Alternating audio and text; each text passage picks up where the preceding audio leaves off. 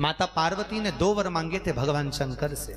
पहला वर मांगा था, प्रभु जिस पति पत्नी में विवाद हो उनमें प्रेम बढ़े। आज भी वही संवाद है, जिन पति पत्नी में झगड़ा होता है उनमें आपस में बहुत प्रेम बढ़ता। दूसरा वर माता पार्वती ने भगवान शंकर से कहा था, भोलेनाथ दूसरा वर ये दीजिए कि काशी में जो मरेगा उसको गुरु मंत्र आपको देना पड़ेगा। भगवान शंकर बोले, पार्वती कैसी बात करती है, सांसारिक जीव को मैं गुरु मंत्र कैसे दे सकता हूं। भगवान शंकर से पार्वती ने जिद करी, भोजन करना माता जगदम्बा ने छोड़ दिया। तब शिवजी राजी हुए, ठीक है पार्वती तेरे कहने पर काशी में जो मरेगा उसको गुरु मंत्र मैं दूंगा। पर पार्वती ने कहा, आप तो बोले गुरु मंत्र दूंगा, पर मुझे कैसे मालूम पड़ेगा कि आपने गुरु मंत्र दिया। बहुत चतुर थी माता पार्वती। जगदम्बा ने जैसे ही कहा, मुझे भी तो मालूम पड़े कि आपने गुरु मंत्र दिया है। भगवान शंकर बोले, तो तू क्या चाहती है। पार्वती जी बोली, एक बार दीजिए, काशी में जो मरेगा उसको गुरु मंत्र आप सीधे कान में देना और सीधा कान उसका मोड़ देना, तो मुझे मालूम पड़ जाएगा कि आपने गुरु मंत्र दिया है। आज भी काशी मरण मुक्ति एक किताब निकली हुई है, आप लोग उसे पढ़ें, उसमें प्रमाणिकता दी जाती है। काशी में मरने वाले का आज भी सीधा कान अपने आप टेढ़ा हो जाता है। क्यों? काशी विश्वनाथ उसको गुरु मंत्र प्रदान कर देते हैं स्वयं। इसलिए भारत की भूमि के सबसे ज्यादा अगर मुर्दे कहीं जलते हैं तो कहां जलते हैं? काशी। अभिमुक्त नगरी काशी। सतयुग में भी थी, त्रेता में भी थी, द्वापर में भी थी, कलयुग में भी है, और कलयुग के बाद में भी सृष्टि अगर नष्ट भी हो जाती है तो भी काशी रह जाती। अभिमुक्त निवेदन किया।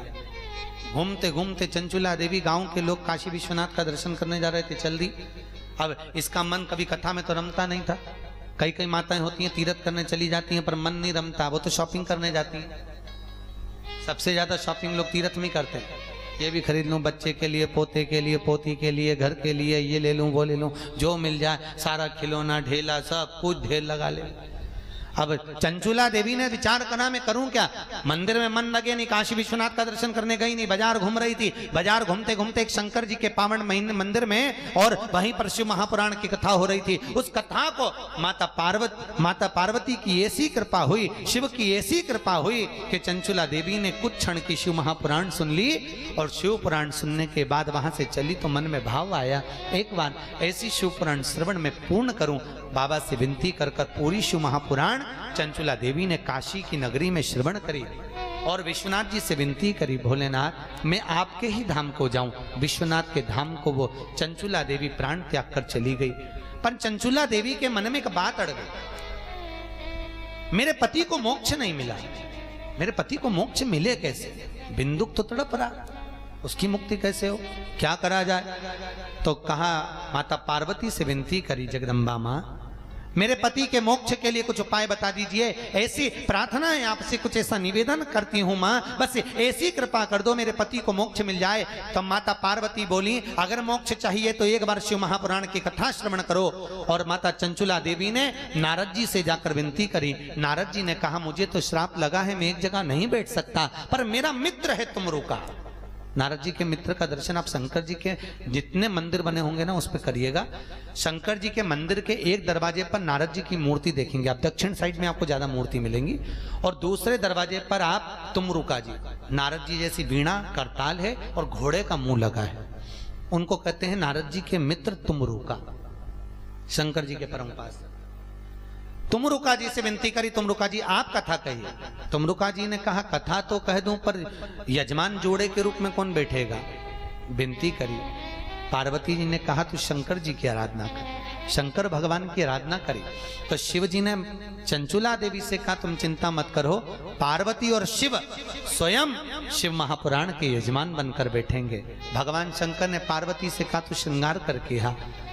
भगवान शंकर भी श्रृंगार करने गए और पार्वती मैया श्रृंगार करने पहुंची। माता पार्वती को श्रृंगार में 16 दिन लग गए, भगवान शंकर को श्रृंगार में 16 दिन लग गए।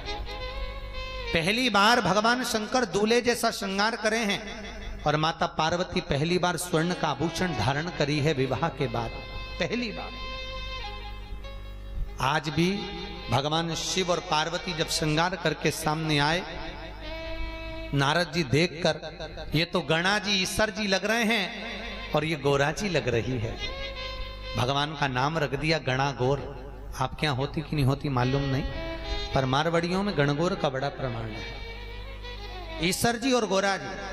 आपसे कोई पूछे कि ये बच्चे पूछते हैं मम्मी ये शंकर जी ऐसा रूप कब बनाए, तो आप कह सकते हो कि जब शिव महापुराण की कथा सुनने गए थे तो पहली बार 16 दिन तक भगवान शंकर श्रृंगार करे थे, इसलिए गंगोड़ कितने दिन की होती है? 16 दिन की। 16 दिन तक भगवान शंकर ने श्रृंगार किया था। ईश्वर जी बने और माता पार्वती 16 दिन तैयार हुई, 16 श्रृंगार करे गोरा जी बनी है। ईश्वर जी और गोरा जी। माता पार्वती जी ने 16 श्रृंगार करे 16 दिन में, और भगवान शंकर के संस्कारों के नाम से 16 संस्कार हुए। दोनों श्रृंगारित हुए, महापुराण के यजमान बनकर विराजमान हुए और शिव महापुराण कथा सुनने